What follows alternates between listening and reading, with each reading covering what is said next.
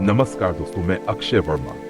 Video देखने से पहले आप मेरे चैनल को जरूर सब्सक्राइब करें। चलिए वीडियो शुरू करते हैं। जय माता दी। आज आप मां दुर्गा के जिन दिव्य नेत्रों का दर्शन कर रहे हैं, वे केवल एक चित्र नहीं है, वे शक्ति है, वे विश्वास है, वे भक्ति का साक्षात रूप है।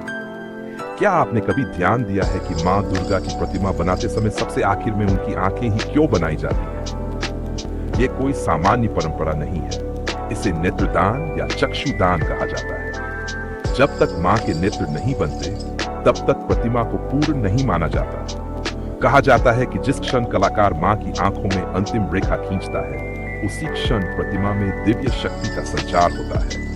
वातावरण बदल जाता है, भक्तों के मन में एक अलग ही कंपन महसूस होता है। मां के नेत्रों में जो तेज होता है, वह साधारण नहीं होता।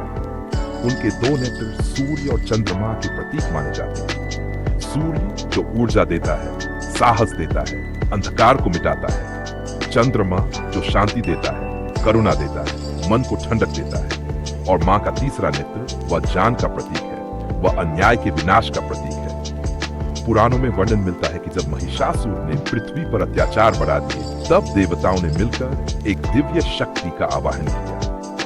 उसी दिव्य ऊर्जा से मां दुर्गा प्रकट हुई। जब मां ने पहली बार अपने नेत्र खोले, तो उनके नेत्रों में ऐसा तेज था कि असुरों के हृदय कांप उठे।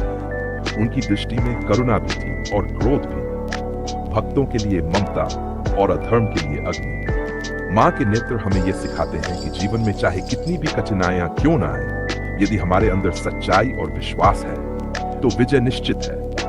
जब हम मां की आंखों में देखते हैं, तो ऐसा लगता है जैसे वे हमारे मन की हर बात जानते हैं। हमारी पीड़ा, हमारे सपने, हमारी परेशानियां, सब कुछ।